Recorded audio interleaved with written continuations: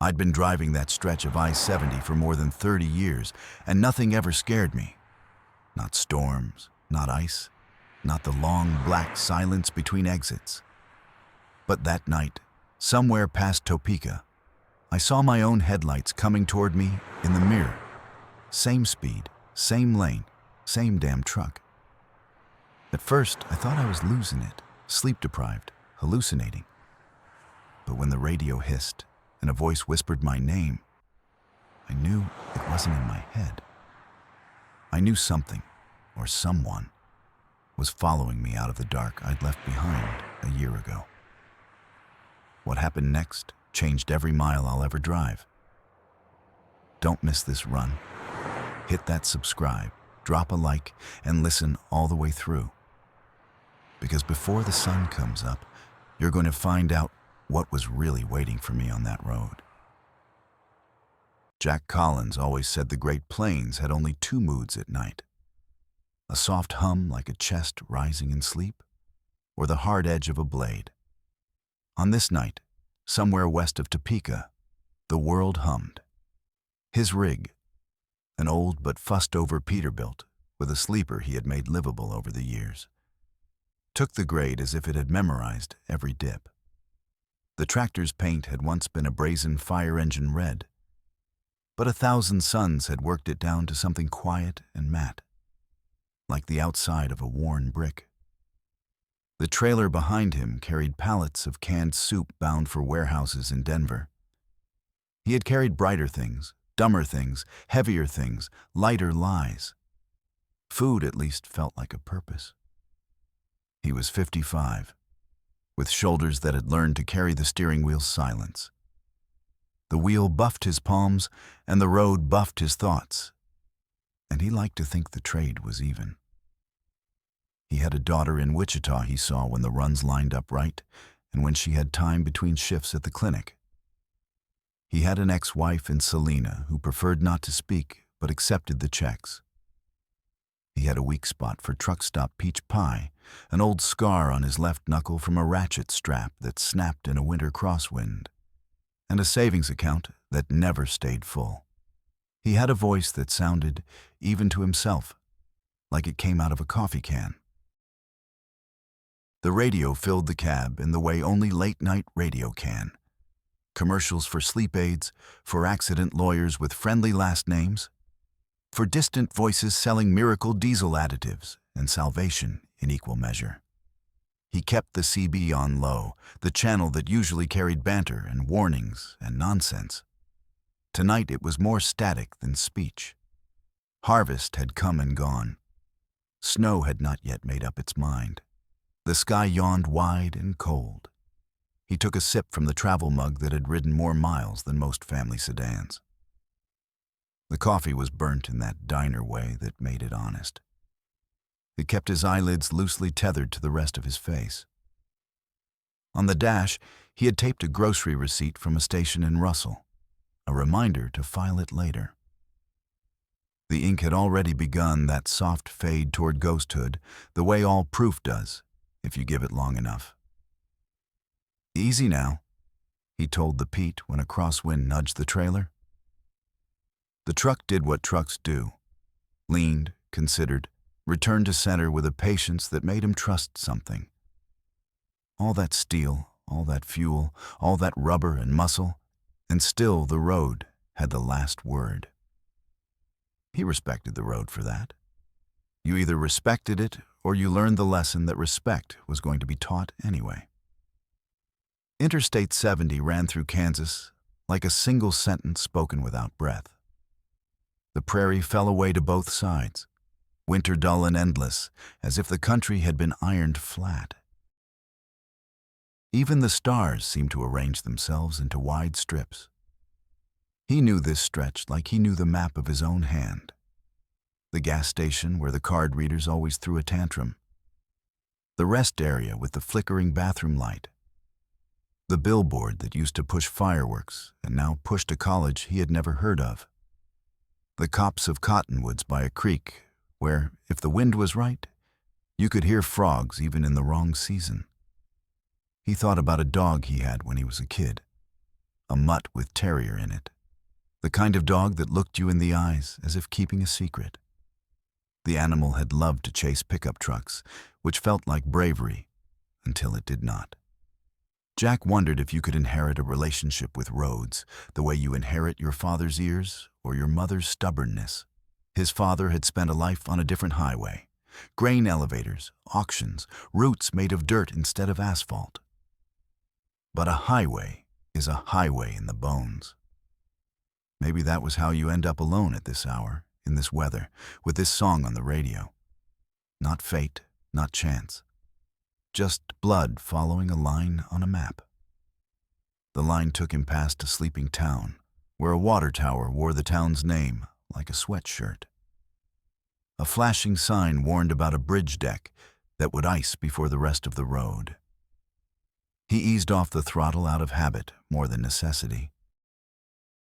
Somewhere far behind him, he'd left a truck stop where a waitress named Millie had topped off his coffee without asking and slid him a slice of pie on a plate with a hairline crack that looked like a river on a state map. Millie had said, "Stay safe, honey." The way people say it like a spell, as if the words themselves throw salt over your shoulder. He had tipped too much, in part because the pie had actually been good, in part because you could not tip the road, and it seemed useful to tip someone. Jack's phone lay face down on the dash. He did not like the glow at night. His daughter had texted earlier 2 lines about a new supervisor, a smiley that felt tired. He had typed back something about moving up, meaning moving on, then deleted it, then typed that she was the best nurse he knew, then deleted that too, then put the phone face down. He would call her from Lyman if the timing came out right, if the road let him. He rolled past a cattle lot that announced itself by smell before lights. The odor pressed its palm against the cab and then released, like a bad memory that had learned to keep its visits courteous. He thought of the freezer in his small apartment, the cheap steaks he bought when they were marked down, the way the cast-iron pan could make anything taste like effort. He thought he might try to cook something decent when he got back. He thought of making soup from the same brand he was hauling, then laughed at the idea of carrying a thing across a state only to eat it while standing in his kitchen in socks. Hours in the dark made a man audit himself. Jack did the math in the way all truckers do. The hours he could legally run, the hours he might actually run, the fuel burn, the weather, the odds of a deer deciding to end both their nights. He planned to stop at the next station cluster, one of those wild little ecosystems of fuel islands, a diner with a neon sign that had been buzzing since another century. Showers that forever smelled slightly of pine cleaner and someone else's day. He would swap out the playlist for a baseball podcast, even though baseball had gone to sleep for the winter. He liked the soft arguments about players whose names tasted like summer. The CB barked sudden life. A burst of laughter, a voice saying something about a lane closure near Colby. Another voice telling him to watch for black ice by the overpass, then static again. Jack reached to nudge the squelch and left it where it was. He scratched at the scar on his knuckle, felt the small ridge. He had been driving long enough to feel his body as a ledger. Entries for every mile, every load weight, every night he had pushed too far or not far enough. He drove, and the night drove with him. The rig's mirrors held the occasional ghost of headlights far behind that swelled and shrank as if breathing. He did not pay them much mind. Out here, everyone was someone else's constellation. Sometimes they were company only because you could not hear their problems. Sometimes they passed you and you watched their taillights until they were thread and ash.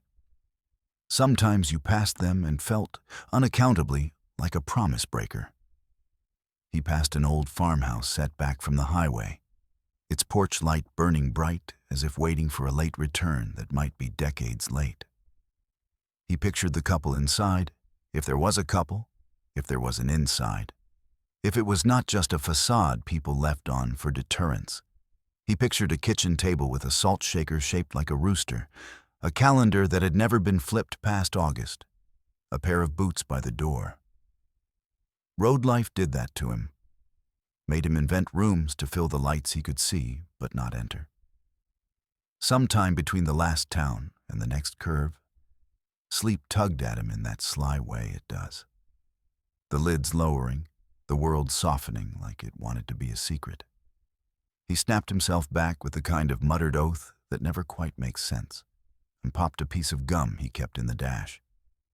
He cracked the driver's window to let in air that tasted of far hay and distant diesel. The wind jostled his elbow, and he welcomed the sting of it. "Keep me honest," he told the night. At the next exit, a blue sign promised fuel, food, and lodging in an orderly list that felt like a summary of American need. He signaled and took the ramp, the trailer sighing behind him. The service road was lit by sodium lamps that made everything look like yesterday. He pulled into a truck stop where the lot was a checkerboard of sleeping tractors and reefer units that purred like tame lions. The fuel islands stretched long, and he took the third from the end in the way he always did when he could. For no reason at all that mattered to anyone but him. He killed the engine, and the sudden quiet boomed. The glow of the convenience store was chapel bright. He sat for a minute, letting his ears adjust, the way divers resurface. He checked the gauges out of habit, ran a mental hand over the load straps he had already physically checked twice, then grabbed his hat and climbed down. The cold met him eager and clean. His boots made their own small sermon on the concrete. Inside, the warmth felt almost indecent. Fluorescents flickered like they were born tired. A line of drivers waited at the counter with snacks, bottled water, energy drinks with cartoon lightning bolts. A man with a beard like a flannel shirt counted out coins. The clerk wore a name tag that said Rita and a look that said she had a second job and a third kind of patience. Jack poured coffee into a paper cup and doctored it with a packet of sugar he did not want and enough creamer to turn it the color of a prairie sky before a storm. He grabbed a small pack of jerky because protein felt like responsibility. He paid, nodded to Rita, and wandered a slow lap through the aisles the way you do when you have no one waiting to tell you to hurry. On a rotating rack, postcards showed sunsets that had certainly been edited into sin. He thought about buying one and mailing it to his daughter just because a postcard has to punch through the noise of digital life. He put it back because he did not know whether it would be charming or sad. Back at the truck, he leaned against the bumper and looked out over the lot. He liked this angle on things, the way the trucks became sleeping animals, the way their chrome picked up the bland moon and made it look like something worth stealing. Somewhere, a couple argued in a car. Somewhere else, a driver laughed on a phone, the oral shape of a child's voice carrying back like a gull. A gust of wind pushed an empty shopping cart, which stopped and turned as if remembering where it had once belonged. Jack finished the coffee down to the grit and tossed the cup. He walked the perimeter of the rig, bumping the tires with his iron. He listened to the thud and felt the answers in his wrist. He checked the lines, the lights, the latch. He looked up at the sky, found Orion without trying, and thought of every winter he had ever driven through. He thought of calling his daughter and decided to wait. The road was a thing you did not interrupt, not even to explain it. He climbed back in, fired the engine, felt the comfortable vibration settle into his bones.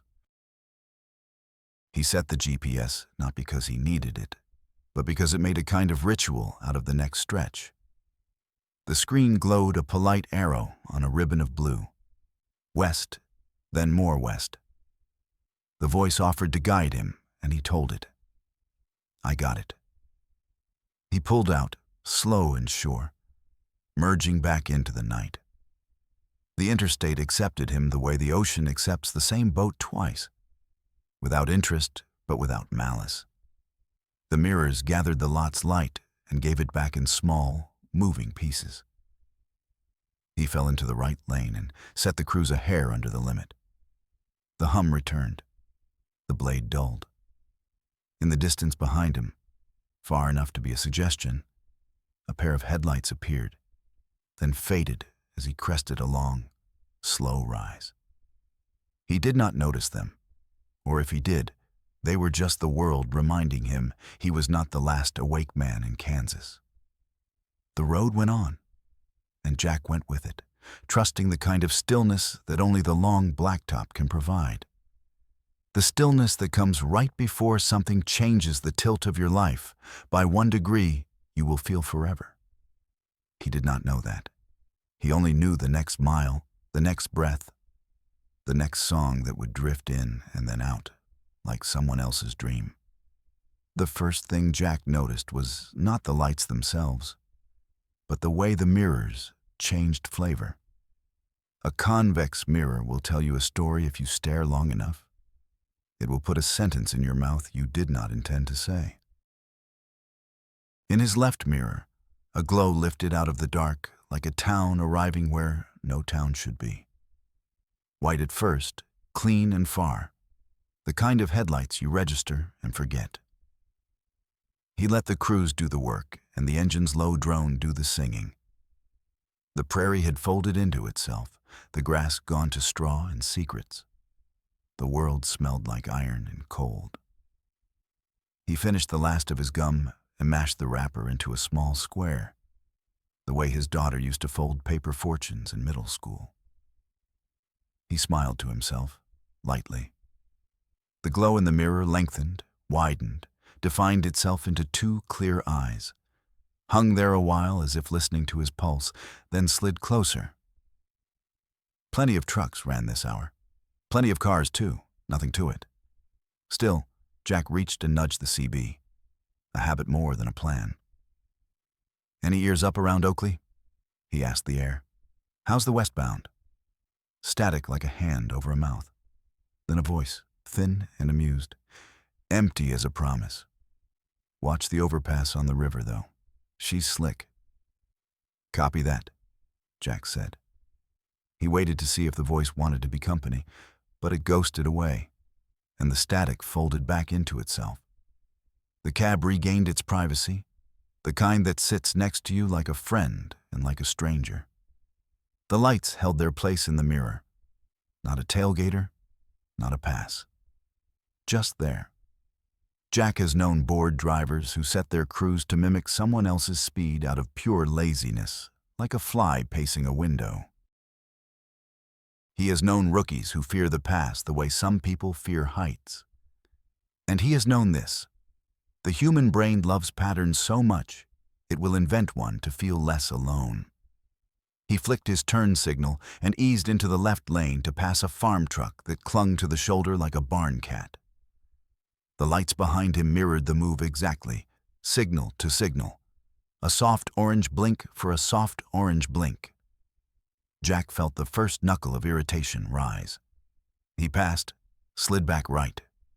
The lights did the same, a beat later, perfectly. "Come on, pal," he muttered. "Find your own road." He tapped his brakes twice, a polite language among truckers that could mean many things. Thanks, heads up, forgiveness, don't be weird. The lights flashed back once, a lazy acknowledgement, and held steady.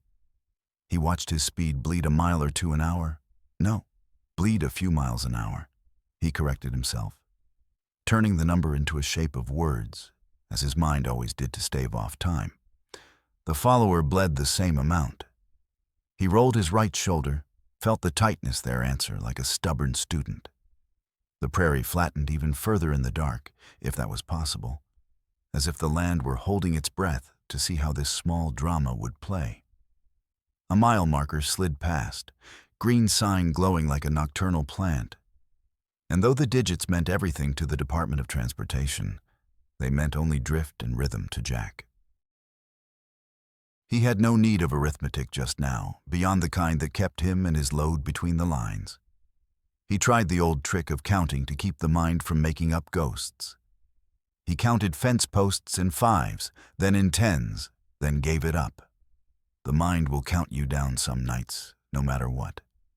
In the distance, a line of trees broke the low horizon, a ripplesome shape that always meant water. He felt the air wet itself by a hair as they approached the river. The bridge rose toward them, a gentle rib of concrete. Jack eased off the cruise and let his foot take the weight, a way of telling himself he still owned the next 5 seconds. He kept a steady line down the center of his lane. A whisper of frost hissed under the tires. In the mirror, the twin eyes, matching his slow, careful posture. No sway, no impatience. Back on open asphalt, he breathed out. The sleeper behind him smelled faintly of laundry and the lemon cleaner he used on the dash every few weeks, when he felt ceremonial. Somewhere behind his sternum, the coffee tapped the bars of its cage. He tried the simplest thing next. He slowed another notch and another, backing the Pete down to a pace just shy of what any sane driver would accept on an empty night road. He expected irritation from behind, the small dance of a pass. The lights shrank. They stayed. They did not flash. They did not suggest. They simply inhabited his mirror, steady as a pair of eyes above a book. "All right," he said softly, the words leaving a fog on the cab's quiet. "Okay." He signaled and moved into the left lane again, not to pass anyone this time, just to see whether the shadow would play along. The lights signaled and followed, precise, as if measured. They hung back the same distance they had kept all along, as if tethered. Jack's breath folded itself in, a slow origami. The feeling was not danger yet. It was more intimate than that.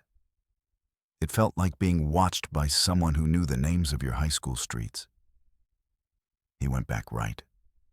The familiar sway of the trailer comforting the way a heavy blanket is comforting.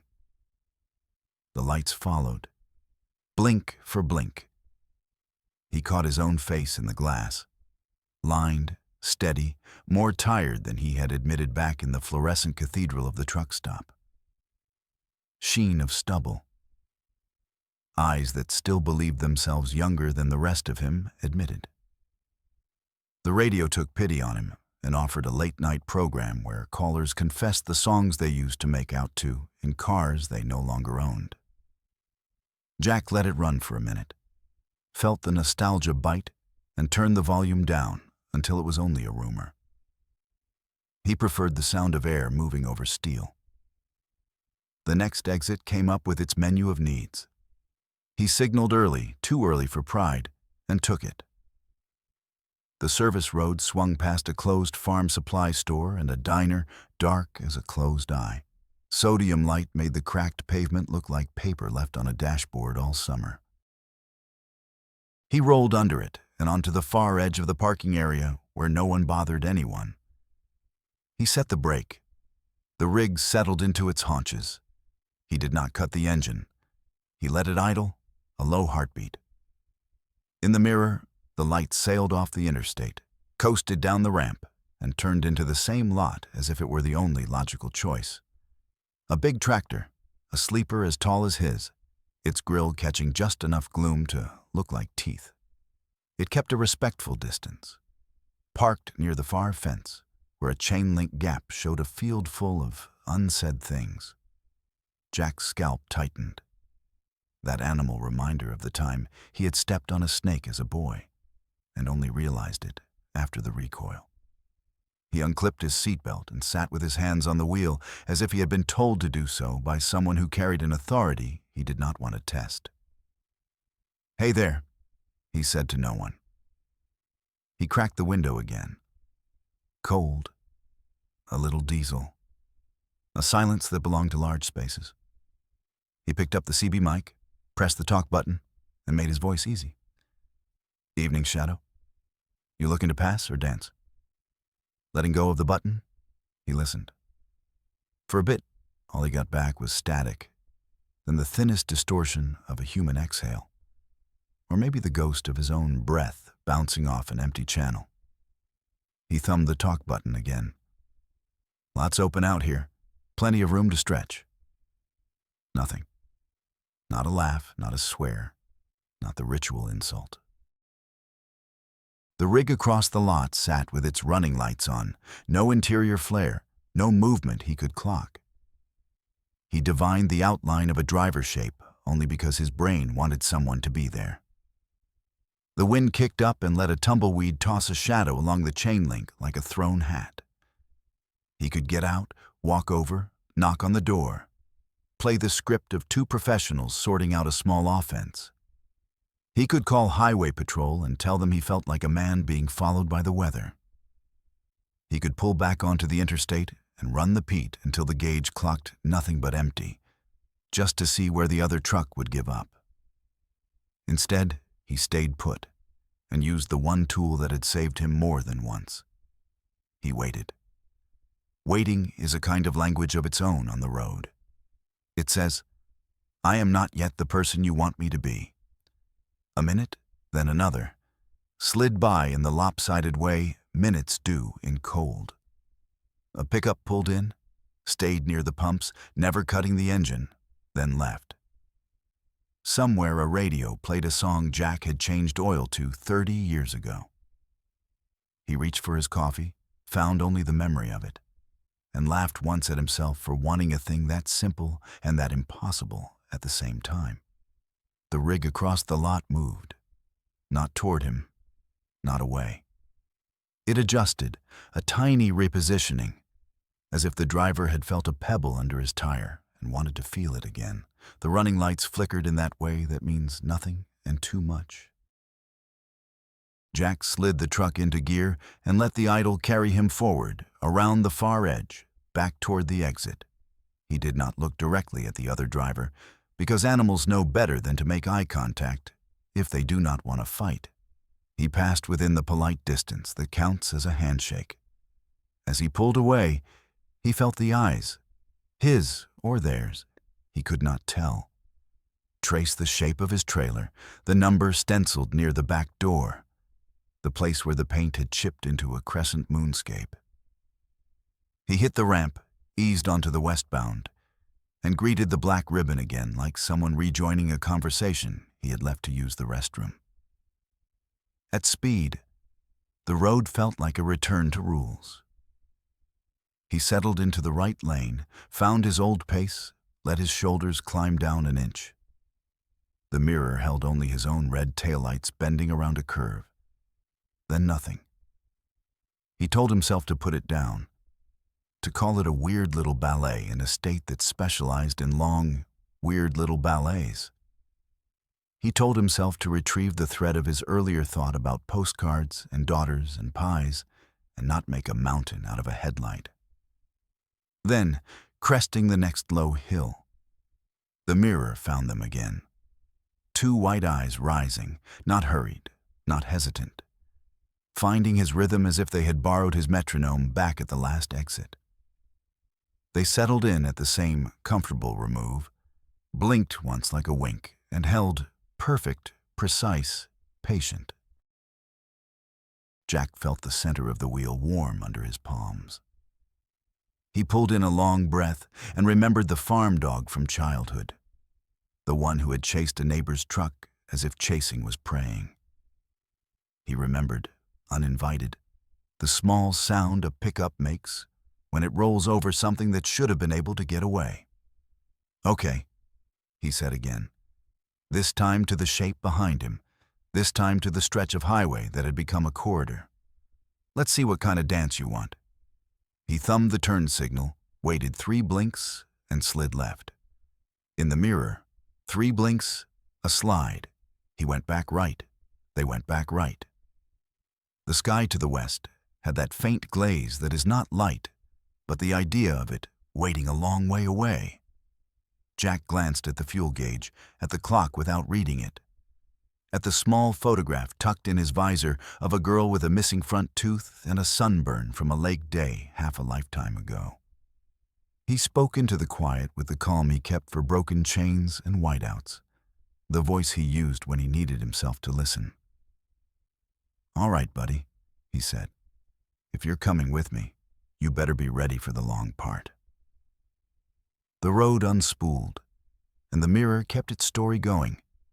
Chapter by patient chapter, the two headlights steady as a promise some part of him knew he had forgotten to keep. The night was older now, and so was Jack. The hum of the highway, once a comfort, had turned into something more like a question. Low, constant, impossible to ignore. He could feel it under his ribs, a vibration that wasn't just the engine. Something else was riding along, silent and deliberate. The two white eyes behind him never blinked, never swayed.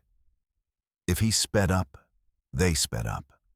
If he dropped 5 miles an hour, 5 careful miles, not numbers, but heartbeats, they matched. Perfectly. No impatience, no aggression. Just a mirror that thought it was alive.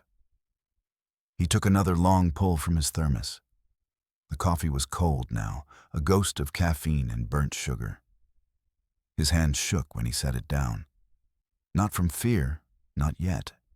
From the way the body knows something before the mind allows it. "Maybe it's just another driver," he said out loud.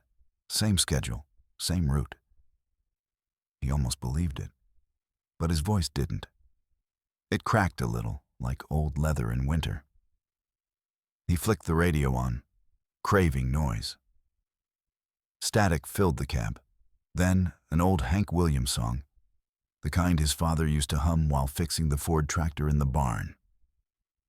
He let it play. Hank was always good at keeping ghosts company. Through the windshield, the road stretched ahead like a film reel running too long. No towns, no billboards, no exit signs. Just a clean, black ribbon, pulling him through the void. Behind him, the headlights held steady. He tried the CB again. "Breaker 19, this is Redbird. Westbound on 70. Anybody got their ears on?" Nothing but hiss. Then a half second of breathing, maybe interference, maybe not. He waited. No answer. He put the mic down slow.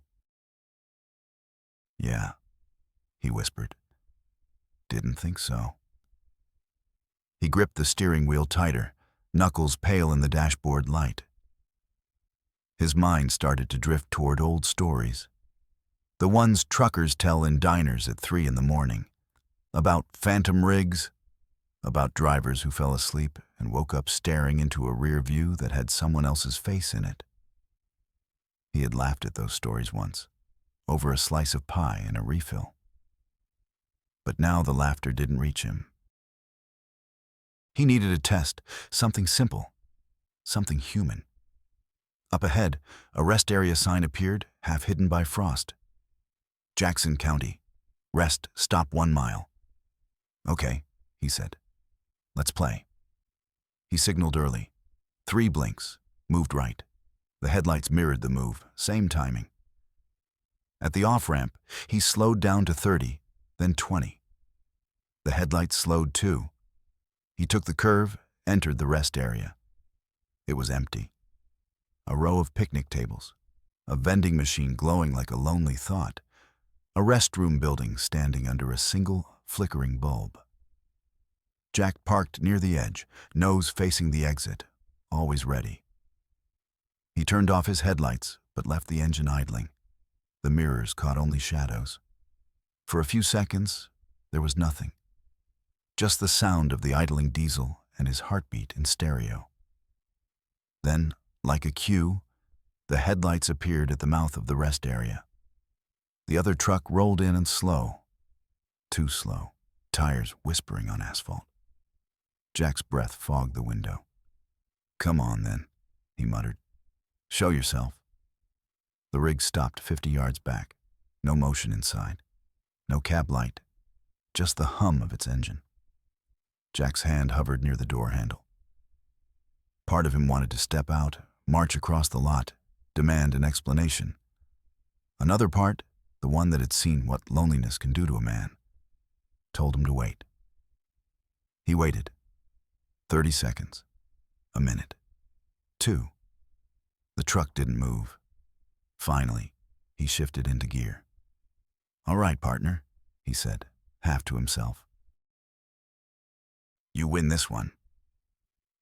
He rolled back onto the interstate, the tires thumping rhythmically over the seams. The mirrors caught darkness. Then, within half a mile, the same 2 lights crested the hill behind him. They were closer this time. He felt something inside him tilt, not panic yet, but the knowledge that panic was waiting down the road. "Fine," he said, jaw tightening. "Let's see how bad you want it." He pushed the Pete faster, felt the trailer sway in the wind. The speedometer climbed 60, 65, 70. The night pressed harder against the windshield. The diesel roared, straining like an animal that didn't understand why it was running. The headlights stayed. Not closer, not farther. Just there. He swore, low and dry. After another 10 miles, he saw a green glow ahead. A truck stop, or what used to be one. Half the lights were dead. The sign read, "Bill's Gas and Grill," but the A in gas had burned out. He slowed, took the exit. The other truck did too. The lot was cracked, the pavement eaten by weeds. A single vending machine blinked in the dark, its reflection sliding over the chrome of abandoned fuel pumps. He parked under the last working light. Its halo barely reached his trailer doors. He could hear the hum of insects, even in the cold. The other rig stopped 20 yards behind. Lights still on, engine idling. Jack climbed out. Cold slapped him awake. The air smelled of oil and sagebrush. He adjusted his cap, squared his shoulders, and started walking toward the lights. "Hey!" he shouted. His voice came out too loud, bounced off the building, came back smaller. "You lost or what?" No answer. He kept walking. Boots on gravel, heart in his throat. When he was 10 yards away, the other truck's headlights went off. The sudden darkness was a physical thing. Heavy, absolute. His pupils fought to adjust. Then the cab light flicked on. A silhouette sat behind the wheel, still as stone. Jack could make out a man's shape, broad-shouldered, maybe his age, maybe older. The man didn't move, didn't open the door. Jack raised a hand, trying for calm. "Look, buddy, if you need help, you picked a weird way to ask." The figure didn't respond. Jack took another step forward. The cab light went out. And then, impossibly, the engine started again. Though Jack hadn't heard it stop. The headlights came on, brighter than before, flooding him in white. He shielded his eyes, stumbling back a step. "Okay," he shouted, voice hoarse. "Okay, I get it." The truck's horn let out a single short blast. Not angry, just final. Then it backed up, slow and precise, turned, and rolled out of the lot. Back toward the interstate, disappearing into the black. Jack stood there in the afterglow, breath fogging, ears ringing. The silence that followed was enormous. He looked up at the stars, the same cold scatter that had guided every night driver since the first road was paved, and said quietly, "What the hell are you, huh?" The wind didn't answer. He climbed back into his truck, hands trembling just enough to make the keys rattle. The cab light felt too bright now, too human. He turned it off. Back on the highway, the road stretched ahead, patient and endless. For the first time in years, Jack wished he wasn't alone. And somewhere behind him, though he didn't yet dare to look, the night decided to answer his wish. The night had teeth now. You could hear them in the wind, grinding over the asphalt, snapping in the edges of the cab glass. Jack Collins drove west. but the idea of distance had stopped meaning anything. The miles didn't add up. The road felt like it was folding back on itself, trapping him in the same stretch of blacktop over and over. The lights came back at exactly the place they had left him. He saw them in the mirrors as he climbed a long grade past a line of winter-dead trees, a hill he'd already crossed twice tonight, or so it seemed. The headlights appeared at the base of it, right on cue like a ritual he hadn't agreed to perform. Son of a... He didn't finish. Talking to the dark felt like giving it permission. He kept his hand steady on the wheel, eyes flicking between mirrors. Every instinct in him, 25 years on the road, thousands of nights between one rest stop and another, told him this wasn't random anymore. This was deliberate. This was personal. He couldn't prove it, but he could feel it. The CB hissed once, sharp as a breath caught in fear. Then came a voice. Low, almost calm. The kind of voice that made you lean in to hear it. You don't remember me, do you? Jack froze.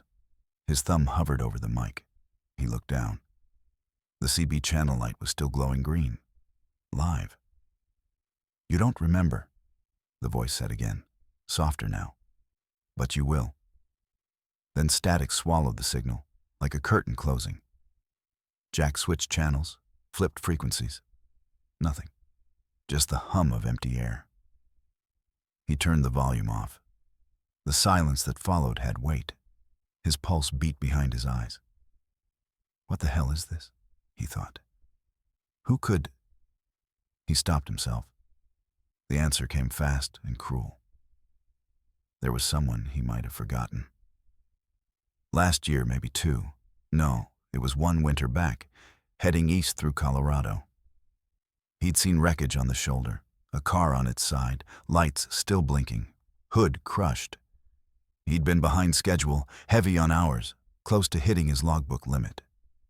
He'd slowed for a moment, then told himself, someone else will stop. He hadn't even called it in, just kept going. A shiver crawled up the back of his neck. No, he said under his breath. That's crazy. Could have been anyone. But memory doesn't care for logic. It just waits for quiet. He pressed harder on the throttle. The diesel answered, a long growl from somewhere deep. The trailer rattled over uneven pavement, 70 miles an hour, 75. The wind screamed past the mirrors. Still, the headlights held. He caught his reflection in the glass. His face looked older tonight, not from years, but from recognition, the kind that burns slow. Up ahead, the interstate narrowed through a construction zone.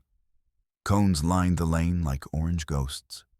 He dropped speed, eyes darting between lines of reflectors and the shape in the mirror. The headlights behind dimmed in perfect sync, slowing to match his crawl. He tried to laugh. It came out dry. You're good whoever you are. Real good. The truck stayed 200 yards back, maybe less. Far enough to feel safe. Close enough to ruin that safety. He cleared the zone and punched the gas. The speed built. 70 again, 75. The lights vanished over a rise, and then returned. Steady, patient, as though tethered to him by invisible rope. He thought about pulling into the next state patrol outpost, but he knew what they'd say. Somebody following you? Maybe it's just a coincidence, sir. They'd take down a statement, maybe call around, maybe not. They'd ask what he'd done to make someone follow him, and he wouldn't have an answer he liked. He flicked off his headlights for 2 seconds. A dangerous stunt on any road. Darkness swallowed everything. When he flipped them back on, the mirror flared white again. The other driver had done the same. Perfect timing. That was when fear became certainty. It wasn't random. It wasn't coincidence. This was a conversation. He spoke softly, almost tenderly, like to a memory you're afraid to wake. "All right, buddy. You got my attention." He reached across the dash and turned the radio up again, just to drown out the hum in his head. The first song that came through was Springsteen, "I'm on Fire." Of course it was. He laughed once, bitter. "Yeah, sure, boss man. Real funny." The road climbed again, cutting between low hills. On the left, the skeletal frames of wind turbines turned in slow, deliberate rhythm. White blades flashing red lights every few seconds. A heartbeat in the distance. When the next rest exit sign appeared, Mulberry Creek, 2 miles, he didn't think. He turned. This time, the follower waited until the last second before signaling too. The twin lights swung down the ramp like a reflection in a lake. The rest area was empty except for one car, a sedan with frost on its roof, probably an employee from the diner asleep on break. The vending machines blinked red and green like tiny traffic lights for ghosts. Jack parked beneath the far lamppost, its light flickering with each gust. He left the engine running. Then, for the first time that night, he reached under the seat and pulled out the tire iron he kept wrapped in an old towel. Enough's enough. He stepped out. The cold bit deep, slicing through denim and flannel. Gravel crunched under his boots. The other truck coasted into the lot, silent except for the hiss of brakes. The headlights dimmed, but didn't turn off. Jack walked forward, the iron hanging at his side. He could see his breath, the cloud of it catching the lamplight. The other rig sat motionless, clean, newer model, maybe a Freightliner or Volvo.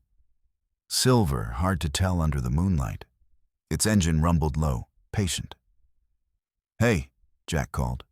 "You've got something to say. Say it." No answer. He took another step, close enough now to see his reflection in the chrome grille. His own face stared back at him. Older, smaller, warped by the curve of the metal. Then the air shifted. The passenger side window rolled down an inch. Jack froze. He could see movement inside, a silhouette leaning toward the gap. Then, a voice. Calm. Male. Familiar in a way that made Jack's stomach fold. "Still driving, huh, Jack?" The sound was soft, but it hit like a hammer. He didn't recognize the face, not yet. But he recognized the tone. Not anger, not accusation, just knowledge. "Who the hell are you?" The man inside didn't answer. The window rolled up. The headlights flicked off. Then the truck's cab light came on, just long enough for Jack to see a pair of eyes watching him, steady, unblinking. Then darkness again. The diesel roared to life. Gears shifted, and the other rig backed away. Slow, graceful, pulling toward the exit. Jack stood there under the dying lamplight, the tire iron slipping from his hand and landing in the gravel with a hollow sound. The truck rolled out, disappearing into the black ribbon of I-70. When the sound of its engine faded, Jack was left with nothing but wind, and the memory of that voice curling around his mind like smoke. "Still driving, huh, Jack?" He leaned against his fender, staring into the dark until his breath slowed. He didn't know who that man was. Not yet. But the voice carried something worse than anger. It carried recognition. And for the first time in his long, lonely career on the road, Jack Collins realized the past had finally caught up, and it was driving a rig that knew exactly where to find him. The sign for the next exit rose out of the dark like a tired suggestion. Services, fuel, food. The sort of blue that always looks like morning, even at midnight. Jack took it without deciding, his hands choosing the turn the way a thirsty animal finds a creek. The ramp curved wide into a frontage road that paralleled the interstate like a shadow that had learned to speak. Half a mile on, the station appeared. An old two-bay relic with a canopy patched in tar, its paint sunburned to the color of old postcards. The sign out front read, "Bill's Gas and Grill." But weather had chewed the letters until the word gas looked like GS and grill felt like a threat. One halogen on the far corner worked hard to make a pale circle, the sort of light moths argue about all night. Jack rolled the peat to the far pump and set the brake. He left the engine idling again, that companionable thrum that keeps the cold from exploring the cab. He watched his mirrors for the white eyes, felt the seconds tap past like a finger on glass. The interstate beyond the lot whispered with distant traffic. Wind combed the prairie grass into the shape of a sigh. He told himself he would call highway patrol, that this crossed some line between coincidence and intention. He told himself he'd go inside and ask for a phone if the station had one, or else a name, or else a human face he could borrow for a minute. He told himself a lot of things that sounded like instruction, and none of them sounded like belief. He took the tire iron from the floorboard and slid it back under the seat. He was not a man who loved the part of himself that gripped iron. He took a breath that tasted of diesel and old coffee and opened the door. Cold came in sharp, a blade rinsed in creek water. Gravel crackled under his boots. The station's windows reflected him back as a darker night, his outline rippling in the glass. Inside, he could make out a rack of wiper fluid, a pegboard with hoses and belts, a counter where a bell waited for a finger that had not come in years. The door stuck before giving. He stepped into a room that remembered heat the way a photograph remembers sound. The air smelled of rubber and weathered oil, the ghosts of 1,000 trucks passing through. A single soda machine hummed in a corner, its light making the room look like an aquarium. "Evening?" he called, voice gentled by habit. "Anyone here?" His words went up to the ceiling and settled on a nail. No answer. He let the door swing shut and listened. Somewhere behind a half door, a heater clanged like it had learned to be brave. On the counter stood a binder with plastic sleeves and hand-lettered notes. A coffee can with the word "Tips" in faded marker sat beside a jar of peppermint candy that had fused into a single cathedral. Under the counter bell, a yellow post-it read, "Back in 10." There was no clock to make a liar of it. Jack pressed the bell anyway. The sound was too bright for the space, a small hand clap in the wrong room. He waited. The waiting made his heart feel like a high beam in fog. He walked to the window and looked out at his Pete sitting under the halo. The rig's breath plumed into the cold. Beyond it, the frontage road ran away to wheat stubble and a stand of cottonwoods set in a hollow blacker than the rest. The interstate's ribbon showed a few passing lights that were not the ones he cared about. The two white eyes arrived with the patience of someone who has memorized another person's rhythms. They came down the ramp slow, then slower, then floated into the lot like a decision.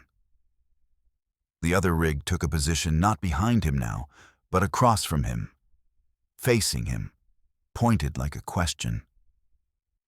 Jack could not see the driver. He could feel the attention. He reached for the bell again and did not press it. If there was a person in the back, they had heard him already.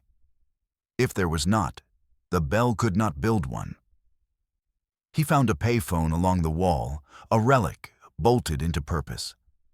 The coin slot was taped over, the receiver surprisingly clean. He lifted it. Dead. He pressed the hook button over and over as if he could jump-start the century. Dead. He set it down and felt the old muscle in his jaw flex. He pulled his cell from his pocket and watched it think, searching for a network in a place that had decided some signals were not worth carrying.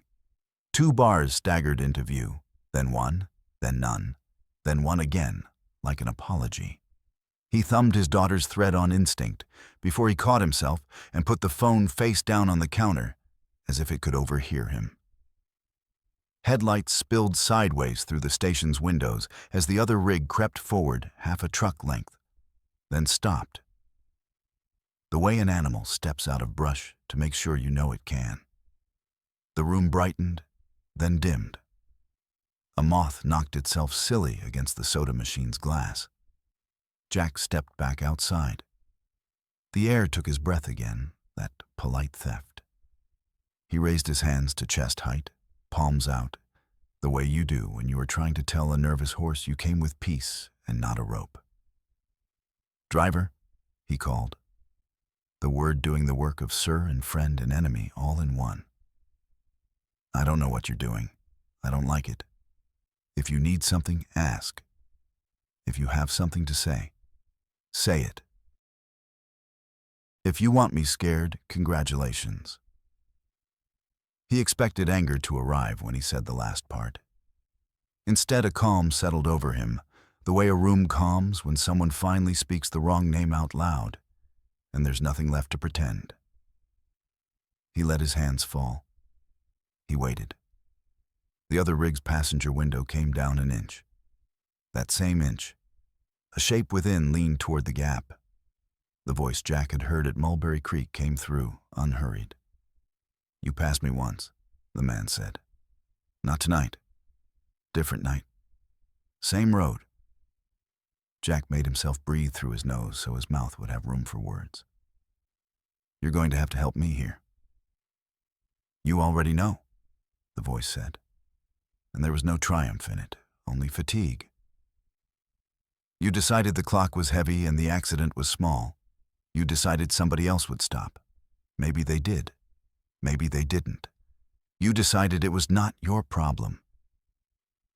The words were careful in their plainness. They did not accuse in the way most people do. They simply opened a door and let the air come in. Wind pushed a tumbleweed across the far end of the lot, and the plant caught in a fence and held there like a thought that was not going to leave just because you asked nice. "If this is about what I think it is," Jack said, the sentence cracking at the middle. I could not." He stopped. He had chosen the wrong verb. He had chosen couldn't in his head that night, and it had felt like absolution. The right verb, the one that had always been right, sat down in the cab with him now and buckled its belt. Wouldn't. His legs wanted to go soft. He shifted his weight and let the truck do the holding for him. He tried for dignity, found only the room next to it. "Who are you?" Silence held for the space of 2 heartbeats. He knew it was 2 because he had learned tonight to count without numbers. The voice again, closer to him, or maybe only closer to the truth. "Someone who waited," the man said. "Somebody who learned what a minute is." Jack swallowed. The night swelled and thinned. Sounds far away drew close, sounds near fell back. An odd rearrangement, like a room that had been moved 1 inch to the left. From inside the station, a heater clacked back to life and startled him into speech. "You want to come out and we'll talk like men?" "We are talking like men," the voice said gently. "This is the place where you like to talk from. A safe yard, a light over your head, something humming behind you. I wanted it to feel familiar." The lamplight trembled in a gust. For a second, both rigs were only outlines. "I can say I am sorry," Jack said. "You can," the voice allowed. "And maybe you are. Maybe you will be more tomorrow. But I did not come for your words." "What did you come for?" "That part," the man said almost kindly, "is yours." Jack felt it then, the awful release that comes when a long lie retires. The memory that had been caged in fog stepped forward with its terrible clarity. The weather that night had been thinner than this, the eastbound shoulder bright with hazard flashers that stitched the dark into squares. A car on its side, the back half crumpled against the guardrail, one wheel spinning the way a question spins when nobody wants to answer. He had eased off. He had looked. He had told himself about schedules, about risk, about the false adage that a stopped truck becomes its own crash. He had thought of calling it in at the next exit. He had forgotten to call. He had not forgotten. He had chosen not to remember. He realized his hands had found each other and woven together like a man at prayer. He separated them gently, embarrassed in a way that had nothing to do with the stranger. "If I turned around tonight," he said, "and drove back to wherever, to when it happened, it wouldn't change what happened." "No," the voice said, and Jack heard the weariness that had built itself into the man's ribs. "But you could stop for the next one." The wind took the edge off the words and laid them down between the trucks like a blanket, threadbare and necessary. A low chuff sounded to Jack's right, and he turned. The station's office door had opened a split inch, and a woman's face peered out, older, hair tied back in a bandana. She had the look of someone who had decided that being unafraid was cheaper than being afraid. "You need something?" she called, voice traveling neat across the cold. Jack turned toward her as if waking. "Ma'am, do you have a working phone? Or a patrol number?" "I got a phone works when it feels like it," she said. "And I got eyes. You all right?" He looked back at the other rig. The passenger window slid up with the same careful sound. The headlights clicked off, then on, then off again. Something like a nod translated into light. The engine's note deepened as gears engaged.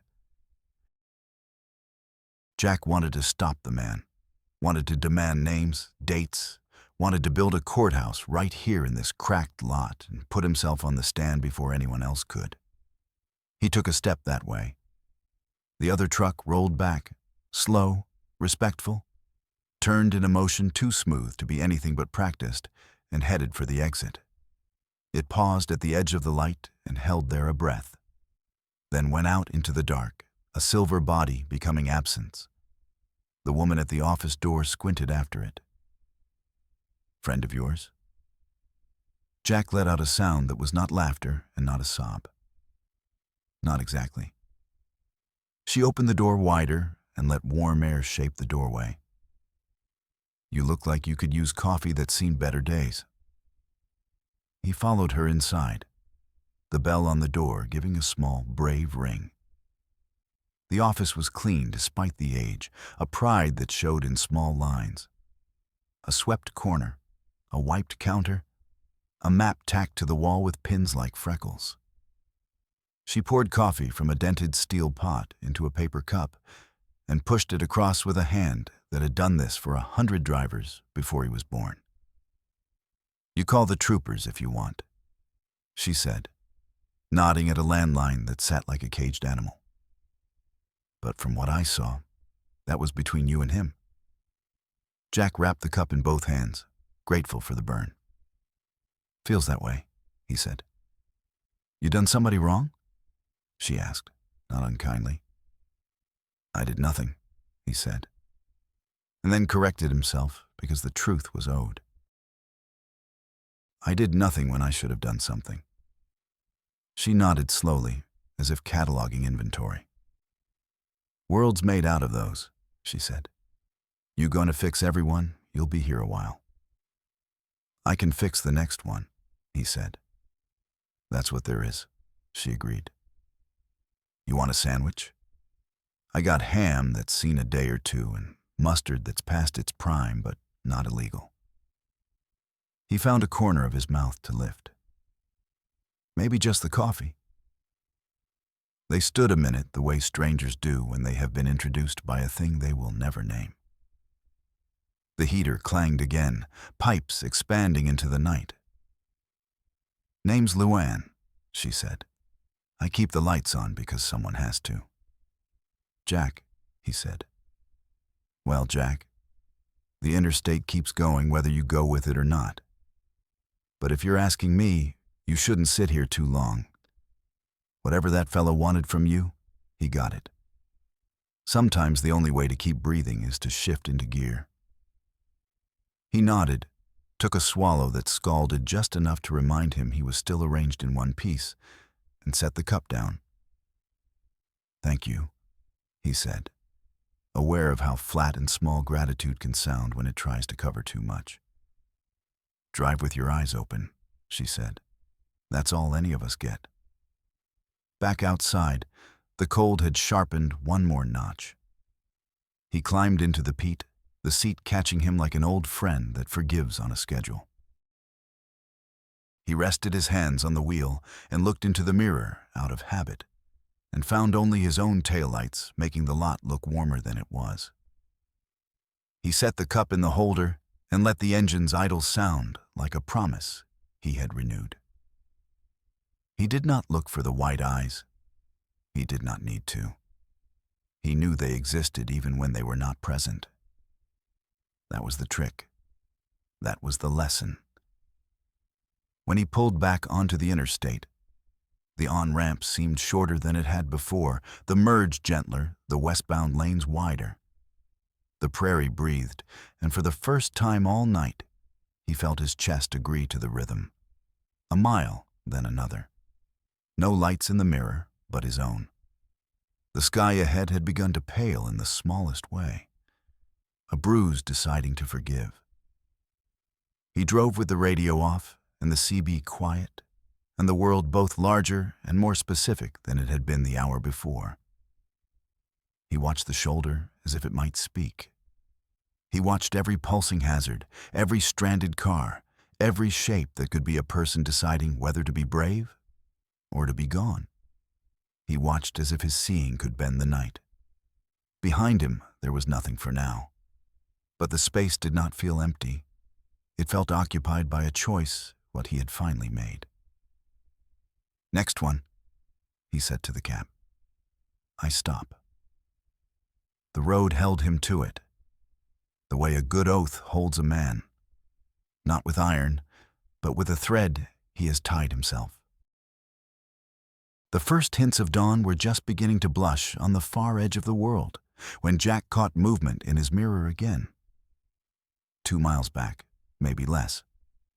The same white eyes. They came over the rise like an answer he'd tried to forget to ask.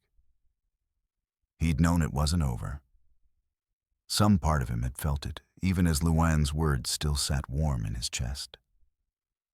"You can fix the next one." That kind of mercy never lasted long. The road was empty except for him and that light behind. Eastbound traffic was a thread of occasional glows miles away. He reached for his coffee, found it cold again, and smiled without humor. "Guess we're not done, huh?" he said to the mirror. The wind off the plains had stiffened. His rig shuddered under it. The diesel note deepened, a growl against the emptiness. Jack flexed his fingers on the wheel, feeling the ache in his knuckles from the cold and from memory. He knew the road ahead better than he knew most people.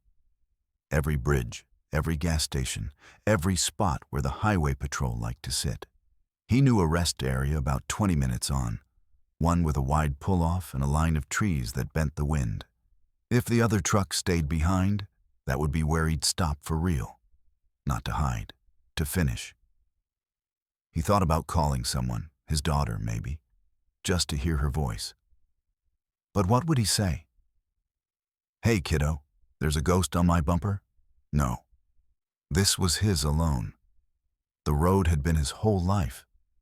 Now it was his reckoning. The CB crackled to life without warning. Static first, then a voice. A whisper carried on miles of wire. "Almost there, Jack." He didn't answer. He just breathed, slow, trying not to give the fear a shape. Fear with shape becomes something that can drive.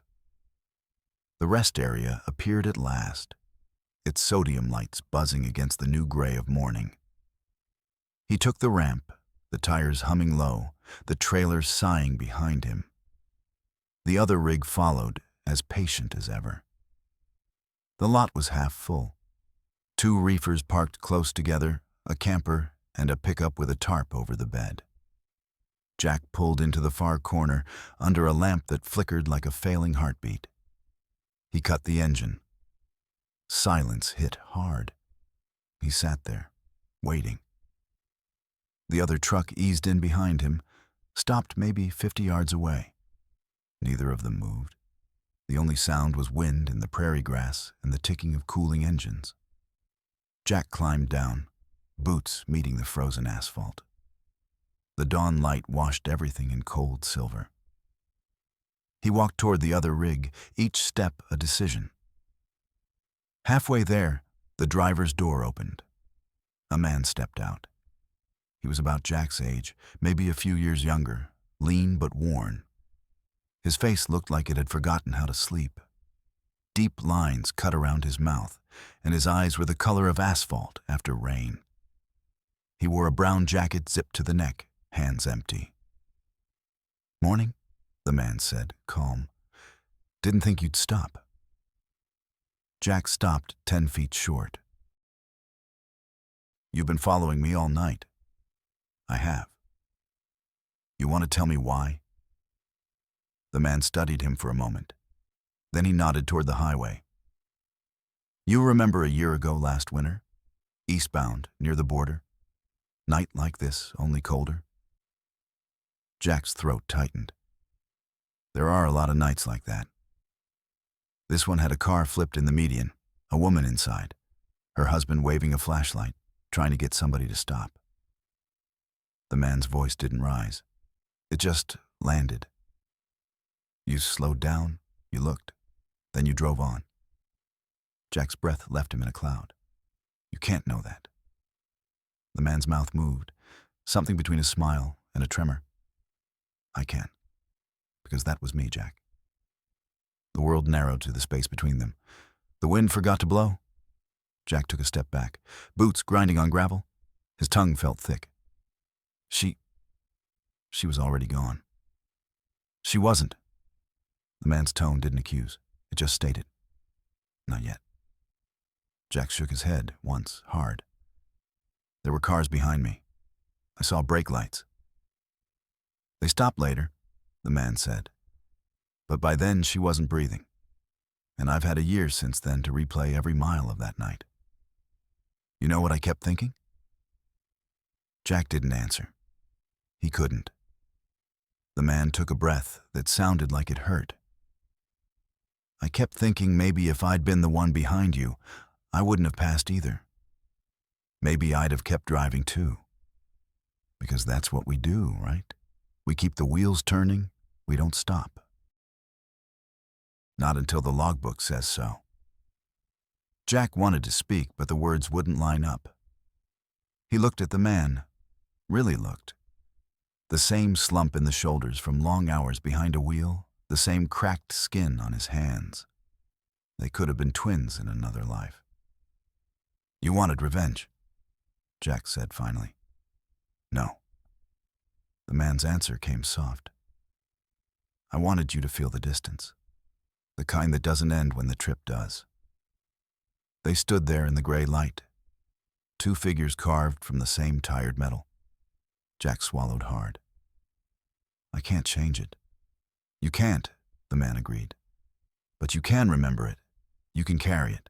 You can stop the next time." "I will. I know." The man stepped back toward his rig.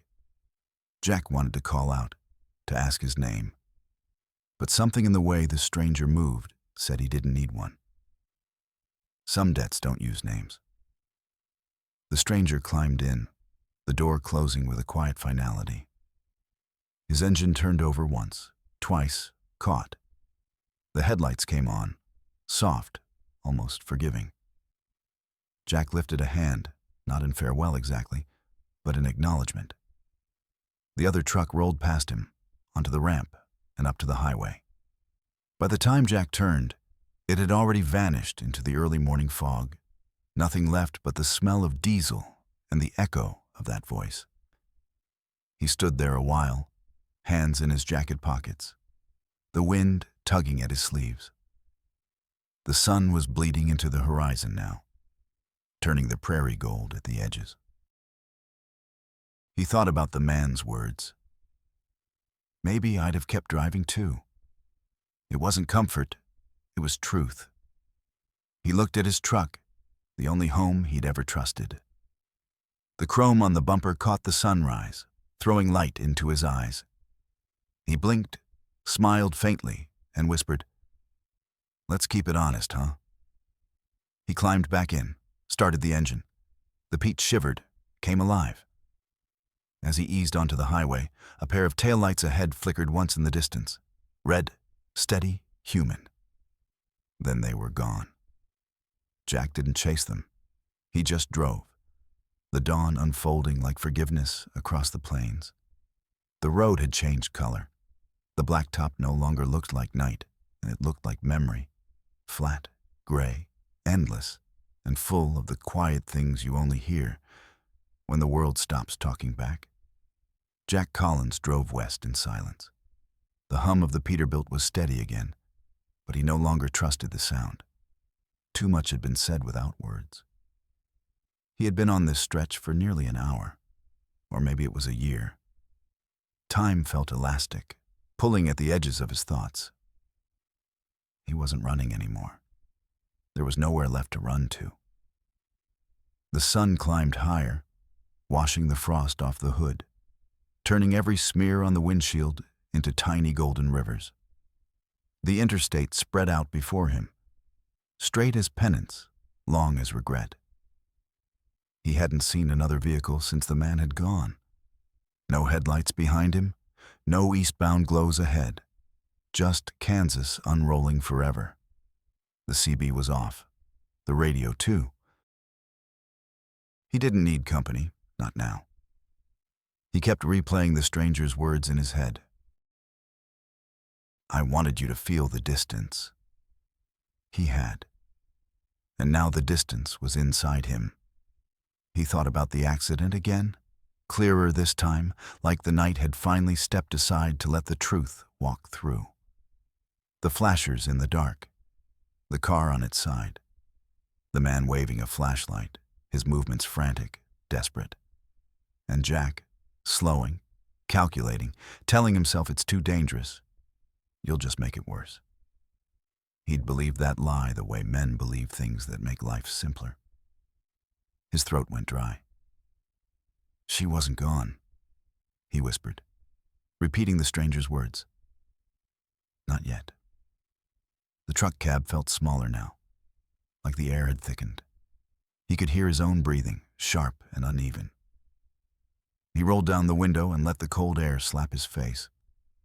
It didn't help much. At the next pull-off, he slowed. The gravel crunched under his tires as he eased onto the shoulder. He set the brake, turned off the engine. Silence poured in. The prairie stretched around him, bare, infinite, dotted with fence posts and low brown grass. Wind hissed through it like something alive. Jack stepped down from the cab, boots sinking into frozen dirt. The cold bit at his skin, his ears, his eyes. He didn't care. He walked around to the front of the truck and leaned against the bumper, staring at the horizon. He stayed there until his breath stopped shaking. Then he spoke, quietly, but as if the world could hear. I saw you, he said. I saw you that night. I told myself it wasn't my job. I told myself the world would handle it, but it was my road, my mile, my minute. He felt the words leave him like stones dropped into water. A minute. That was all it had been. Maybe less. He'd thought of it so many times since. But that 60 seconds could have changed. If he'd braked harder, if he'd stopped. If he'd walked toward the wreck instead of away from it. If he'd heard her voice calling for help through the broken glass. He closed his eyes and saw her. Not clearly, he'd never looked close enough. but enough to know she had a face, a life, a name that someone still said out loud. He pressed his hands against the cold steel of the truck. "I'm sorry," he said. "For real this time." The wind answered in a low hum, moving through the grass like the ocean in miniature. He stayed that way for a long time, long enough that the sun climbed higher, burning off the last of the frost. When he finally looked back at the road, he saw a car pulled over a quarter-mile ahead. Small, red, hood up, hazard lights blinking like a pulse. A woman stood beside it, arms folded against the cold. Jack watched for a moment. Nobody else on the highway. Just her. He didn't think. He didn't weigh the clock or the risk. He didn't make excuses. He just climbed back into the peat, turned the key, and drove forward. As he approached, she looked up. Early 30s, maybe. Dark hair tied back, face drawn but steady. She waved once, uncertain, as though expecting to be ignored again. Jack slowed and pulled onto the shoulder behind her. He rolled down the window and called out, "You okay there, ma'am?" She hesitated, then smiled, relief plain on her face. "Car died. Won't start. You wouldn't happen to know how to jump a battery, would you?" "I can manage that," he said. He climbed down with the jump box he kept for emergencies, the kind he'd always assumed were other people's. The woman thanked him 3 times before he even opened her hood. They worked in silence. The wind tugged at his jacket, carrying the smell of dust and diesel. When the engine turned over, she laughed, the sound bright against the empty highway. "You're a lifesaver," she said. Jack almost flinched at the word. "Just doing what I should have done a long time ago." She tilted her head. "Well, it's appreciated." He gave a small nod. "Take care out there. This stretch doesn't forgive much." As she pulled away, she waved once out the window. He watched her taillights shrink until they were just 2 red dots, fading into the horizon. For the first time since the night began, the mirror held no ghosts, only the honest reflection of a man who had finally learned how to stop. He climbed back into the truck and sat for a while, staring at his hands on the wheel. "You did it," he said to no one, voice hoarse. "Took you long enough." The sky had turned clear blue now, thin clouds stretched like worn cotton. Somewhere behind him, the long shadow of the night still lingered, but ahead, the light was stronger. He put the truck in gear. The gears caught smooth, eager. As the Peterbilt rolled forward, he could almost hear the echo of the stranger's voice. Softer now, almost kind. "That's what there is, Jack. The next one." He smiled, a small, broken thing, and whispered, "Yeah, the next one." The interstate opened wide before him, a silver ribbon leading into daylight. He followed it, steady, unafraid, the weight of that 1 minute finally lifting from his shoulders. Spring came late to Kansas that year, as if the season had taken the long way around. The wind still carried a bite when it came down from the Rockies, but the fields had started to green, and the long stretches of I-70 no longer felt like a punishment. Jack Collins had been back on the road for 3 months. Same truck, same company, same routes. Everything looked the same, but everything felt different. He stopped more now, not just for food or fuel, but for people. A car with a flat on the shoulder, a stranded motorcyclist, a nervous kid whose radiator had exploded in the middle of nowhere. Jack stopped for all of them. Sometimes they thanked him, sometimes they didn't. It didn't matter. The stopping was the point. At truck stops, other drivers had started to notice. "You running charity now, Collins?" They'd tease over coffee. "Trying to get your angel wings before retirement?" Jack would just grin and say, "Trying to even the score." He didn't explain what score he meant. He didn't have to. Every man on the road carried one. He'd taken to writing in a small notebook, too, a habit he'd never had before. The pages were filled with names of towns, weather notes, mileage, and small phrases that meant nothing to anyone but him. Things like red sedan, battery jump near Colby, or kid with the broken chain, smiled when I left. A ledger of decency, maybe. A quiet counterweight to the years before. He kept the notebook in the glove box, beside a folded clipping he'd printed from a news site weeks after that night. The article was short. 3 paragraphs about a car accident, a fatality, a husband who survived. It had a name now. Laura Merritt, 43. He'd traced the letters with his thumb until the paper grew soft.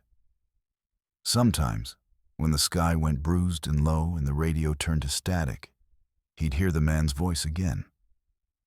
Not loud, not cruel, just there. You could stop for the next one. And he always did. But he was westbound again, hauling grain to Colorado.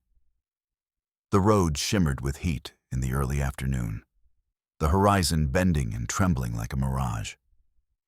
He had the window cracked open, and the smell of warm earth filled the cab. The hum of the tires was steady and hypnotic. He caught himself humming an old tune, something his daughter used to sing when she was a kid. Her name was Emily. He'd been calling her more lately. She didn't always answer, but when she did, her voice sounded less guarded than it used to. They'd even made plans for him to visit next month. He'd promised to bring her favorite pecan pie from a diner outside Junction City. He smiled at the thought. "It's about time, kid," he said softly. At a rest area outside Goodland, he pulled over for a coffee. The sun was high, and the concrete shimmered like a griddle. Inside, the vending machines hummed, and a pair of drivers argued good-naturedly over which state had worse roads. Jack bought his coffee and stepped back outside. A family was parked nearby. Minivan with the rear door open, kids spilling out like sunlight. One of them, a boy, maybe 10, was trying to untangle a kite string from a fence. Jack walked over, smiling. "Need a hand, sport?" The boy looked up, wide-eyed. "Yeah, please. It got stuck." Jack freed the string with a few careful pulls, his big hands surprisingly gentle. The kid grinned. "Thanks, mister." "No problem. Wind's tricky out here." As the boy ran off, his mother called after him, laughing. She turned to Jack and said, "Appreciate it. Not many people stop to help anymore." Jack nodded. "Guess I've learned what a minute's worth." She looked puzzled, but smiled anyway. "Well, thank you." He tipped his cap and went back to his truck. For a moment, he stood beside it, coffee in hand, watching the horizon. The sky was wide open, that pure Kansas blue that could swallow anything and still look empty. He thought about the man from that night, about the way he'd said, "Maybe I'd have done the same." It had taken months, but Jack had started to understand what that meant. It wasn't forgiveness, not really. It was recognition. 2 men carrying the same wound, just from different ends of the blade. He climbed back into the cab. The seat fit him perfectly now, molded by years and miles. He set the coffee down and started the engine. The radio crackled to life on its own, a flicker of static, then a low hum. A song faded in, one he hadn't heard in years. "Take It Easy," the Eagles. He chuckled. The universe still had a sense of humor. He merged back onto the interstate, settling into the rhythm of the drive. As the miles rolled under him, he glanced in the side mirror. Nothing unusual, a few cars far behind, sunlight glinting off windshields. Then, for a heartbeat, he saw it.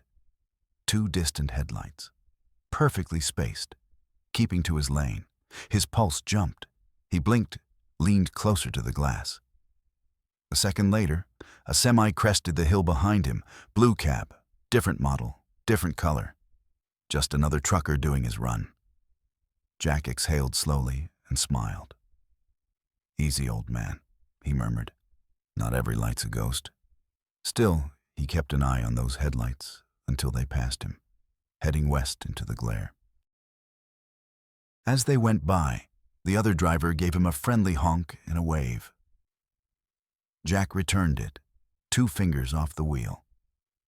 For the first time, the sound of that horn didn't make his stomach tighten. It just felt like what it was. One driver saying, "I see you." He watched the taillights fade into the distance and found himself whispering, "I see you too, buddy." The road stretched on. The land breathed slow. Somewhere behind him, the pass settled into quiet. And ahead, the next mile, the next stop, the next chance to do it right. By late summer, the prairie had turned the color of old coins. Heat shimmered off the shoulder like a mirage that had decided to stay. Jack Collins ran west again, Kansas into eastern Colorado, the same seam he'd stitched 1,000 times. The Peterbilt hummed like a thing content to do what it was made for. Jack felt a steadiness in his chest that surprised him each time he found it there. Like discovering a wallet you thought you'd lost, still warm from your pocket. His logbook read neat these days. Brakes where brakes should be, miles that matched the hours. He'd never been reckless, not in the obvious ways.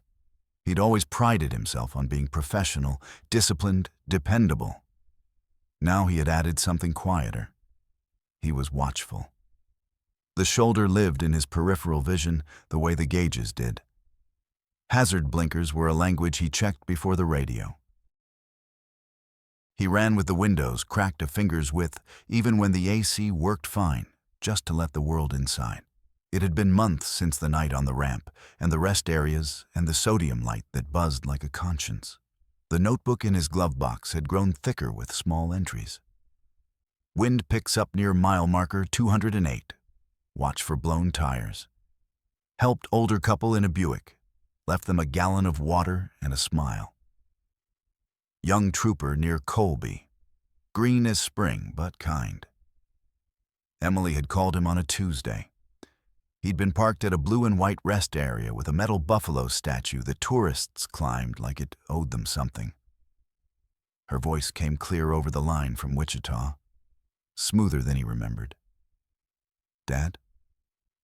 He had braced himself out of habit. "Hey, kid, how you doing?" "Good," she said. And then, after a small hesitation, "I read the article you sent about that woman." "Wasn't sure I should," he admitted. I needed you to know what I know." "I'm glad you did," she said. "I can hear you breathing different these days." He laughed at that. "You always did know my lungs." They set a date for a visit, and kept it. He brought the peace-and pie. She made coffee that was too strong and pretended it wasn't. They took a long walk in a city park where young trees worked hard to learn shade, and talked about everything except the thing they were talking about. She hugged him longer at the door than she used to. When he got back in the truck, he sat still for a minute, hands on the wheel, eyes full and grateful and raw. The road recognized him in this new shape. Out past Goodland one afternoon, a brown curtain of rain dragged down from the horizon like a stage drop. Jack eased off, instinct, experience, and felt that new muscle tighten in him, the one that said, "Pay attention, because somebody might need you 2 miles from now." The rain hit hard, fat drops like thrown gravel. A crosswind shouldered the trailer. Jack rode it out easy, let the speed bleed, gave the storm its room. When the squall moved on, it left the world rinsed and shining. Steam lifted from the pavement in ghosts. 3 miles ahead, he saw them, red triangles on the shoulder, hazard flashers punching the gray. 2 cars nose to tail, A third angled odd across the white line. No smoke, no fire. He moved over and came up slow. A woman in a yellow rain poncho stood in the grass, phone clutched useless in her hand while water sheeted over the screen. A man, young, maybe 20, knelt by a flat tire, fighting a jack that wanted to be a puzzle instead of a tool. Another car idled with its hood open, its driver pale and stunned behind the wheel. Nobody was bleeding. Nobody was moving right either. Jack put on his four ways and pulled well ahead of them, giving the scene a little more shelter from the westbound. He set his triangles, not because they needed more, but because the act settled him. He walked back with his hands open at his sides, palms visible, the way you approach skittish horses and frightened people. "You all right?" he asked the woman first. She nodded too fast. "Okay. Breathe with me, ma'am. One in, one out. We're going to make this smaller together." The kid with the jack looked up, shame and relief both in his face. "My uncle showed me once," he said, breathless. "I can't remember how the thing—" Jack smiled. "Happens to all of us." He crouched beside him. "Let's set the brake and chock the wheel with that rock first so she doesn't roll on us, yeah?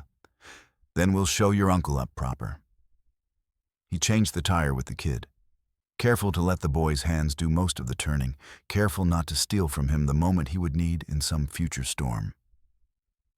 He checked the idling car's driver and saw shock playing chess across the man's features. "Sip of water," Jack said, fetching a bottle from his cab. "Small sips. Don't rush the body if it's not rushing you." Highway patrol pulled in 5 minutes later, lights pulsing calm blue over the wet. The trooper, young, freckles, serious, took in the scene and did that tiny nod Jack recognized, the one that admitted thanks without the bother of ceremony. "You get a name?" the trooper asked quietly. "Jack Collins," Jack said. "Collins," the trooper repeated, making a note. "You got it set up right. Appreciate the triangles." Jack grinned. "Triangles are half my religion these days." The trooper huffed what counted for a laugh in uniform and turned to work his scene. When Jack climbed back into the Pete, his knees popped. He felt old for half a second, then better than he had any right to. Before he pulled away, he caught a glimpse in his mirror of the kid, with the new tire waving at him, arm high, grin higher. Jack waved back, 2 fingers, simple and sure. A day later, he aimed for Denver, under a sky so clear it looked polished. Grain on the deck behind him, binders snug and proud, the load sheet in its sleeve like a deed. The flat irons presented themselves miles before the city did, cutouts of distance. He thought about Luann and her haunchy old station. On a whim, he detoured the frontage road that would put him near it. The canopy at Bill's Gas and Grill was still a patchwork of repairs. The halogen threw its tired pillow of light. A new hand-painted sign hung under the old one. Luann's. He pulled through and parked long enough to go inside and find her behind the counter with a crossword and a cup of something that smelled nearly like coffee. "Well, look at you, Jack," she said, like she'd been expecting him since the last time he left. "Still upright?" "Working on it," he said. They traded an easy 10 minutes, the way people do who shared a night even if they didn't share at all. He asked if she'd ever seen the silver rig again. She shook her head. "Men like that show up to do a thing and then they don't show up anymore," she said. "Doesn't mean they're not out there. Just means they don't need to be here." He bought a stale cookie to make conversation legal and left a tip too large for the price of flour and sugar. On his way out, he paused by the door. "Thanks," he said, and meant for witnessing me in my worst shape without making me smaller for it. She tipped her chin. Drive with your eyes open, she said again, like a benediction. The long westbound beyond Lyman had a way of scrubbing thoughts to the grain. The wind farms wagged their slow white arms. The signs for Genesee Park and Buffalo Herd Overlook promised something wild and contained. Closer to the foothills, the road lifted and tightened. Jack downshifted into the grade with the ease of a habit that had never betrayed him. A mile or two past a runaway truck ramp, he saw a roadside memorial he'd passed 100 times without permission. A small white cross, plastic flowers weathered to someplace between pink and memory. A ribbon with a first name that had once been clear. Drivers don't stop at those. Grief deserves its own shoulder. But today he touched 2 fingers to the brim of his cap and said the name he could almost make out under the bleaching. Saying it felt like adding a stitch to a quilt he had finally learned to work on. Denver was a transaction. Doc, paperwork, a foreman who wore the same sour mouth as every foreman Jack had ever known, and still shook his hand like a man who appreciated freight that arrived when promised. The unload took an hour. Jack wrote down times, swapped out empties, ran his post-trip checks with a diligence beyond Diot. When he finished, he stood in the cavern of the bay and stretched his back until the world clicked into alignment. That night, he took a cheap motel off Federal and called Emily from the parking lot under a sweet gum tree that had decided to keep its leaves until it couldn't. He told her about the kid with the jack and the trooper with freckles. He told her about Luan's new sign. He did not tell her that sometimes he still woke at 3 in the morning with the shape of 2 headlights burned into the room. He didn't need to. She heard it anyway. "You sound lighter," she said. "I'm not," he told her, honest. "I'm just holding it better." "That counts," she said. "That's the whole thing." He slept with the curtain cracked so the parking lot light could edge the dark. He still didn't love total night. In the morning, he woke to the sound of a garbage truck reversing and the strange gratitude of a man whose day begins because other people's days begin, too. On the way back east, the prairie gave him one more test. Dusk had made the world soft when he came upon a fresh skid in the lane and a pickup nosed into the median, grass torn to the roots around it. No hazards this time, no triangles. Just the wrong geometry of a vehicle in the wrong place. He pulled over and set his brake, and had the flashlight in his hand before the keys left the ignition. Inside, a man in his 50s gripped the wheel with both hands like it was holding him together. His eyes had the stunned, embarrassed look of someone who has been hit by gravity in public. "You hurt?" Jack asked. The man blinked. "I keep thinking if I let go, it's going to roll." Jack checked the angle, the rut, the weight of the world on that particular evening. "She's settled," he said. "You can let go." The man did slowly, like unclenching a fist he'd forgotten how to make. He started to cry then. Small, quiet, the kind that doesn't ask anybody's permission. Jack stayed with him while the shaking finished, while the man found his breath and made his phone calls. When the tow arrived, the driver waved at Jack with the easy respect people in hard jobs sometimes save for one another. Jack waved back and walked to his rig, feeling like a man who had finally learned the choreography everybody else had been practicing for years. He sat a while before pulling out, the way he often did now, letting the silence be a friend and not a verdict. In his mirror, the interstate unrolled behind him, empty for a long stretch. He thought of the stranger's rig, the exactness of it, the patience, the way it had matched him blink for blink like a dance partner you can't quite see. "I see you, buddy," he said, not to the past, but to the idea of it. "Keep me honest." Eastbound, the sky peeled from copper to violet. Jack set the cruise and loosened his grip and let the big tractor run true. Somewhere between mile markers and county lines, he realized that the fear had left him without ceremony. What remained wasn't freedom. It was responsibility, which is the kind of freedom a certain kind of man can live with. A rest area ahead flashed its white and blue sign. He wasn't hungry. He wasn't tired. He pulled in anyway, rolled slow past campers and sleeping tractors, and took the farthest slot from the lights. He shut it down and listened to the ticking soften. He opened the glove box and added a line to the notebook. Pick up in median, stayed till tow. Man's hands remembered how to let go. He stared at the sentence until it stopped looking like marks and started looking like a thing that had happened. Then he closed the book, slid it back, and leaned his head against the window to watch the stars slip out. He did not expect the voice. When it came, it wasn't on the CB and it wasn't inside his head. It was the smallest rustle on the wind, a memory that had traded its sharp edge for something gentler. That's what there is, Jack, it said, as if the night itself had learned the words. The next one.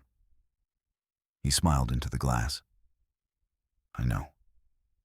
He slept there under the sodium wash and woke before dawn, ready for the last miles home. The morning would be ordinary, and therefore perfect. Coffee that apologized for itself, a sky that could take any confession, a road that did not care who you had been yesterday, so long as you drove like somebody else might need you today. He turned the key, and the engine caught. Eastbound, the horizon made a promise it had learned to keep. He took it. The first pale light of morning spilled over the prairie, soft and forgiving, the kind that makes everything, mist, metal, memory, look almost holy. Jack Collins guided the Peterbilt eastward, wheels humming steady on the long, empty stretch of I-70. The dashboard clock said 5:23, but he didn't need it. His body knew this hour.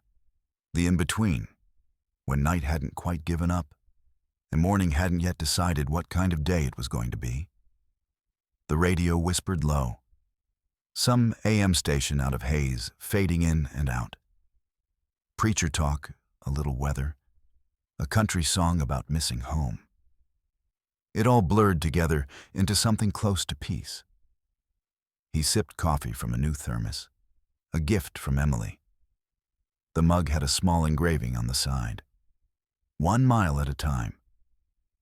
She'd laughed when she gave it to him, said, "Seems like your kind of motto." She wasn't wrong. He'd visited her again last month. Met her boyfriend, a quiet guy with good manners and tired eyes. They'd grilled burgers in her backyard, watched the sunset over the rooftops. For once, Jack had felt like he belonged in the stillness, not just passing through it. Now, as the Peterbilt rolled through western Kansas, he thought about that night.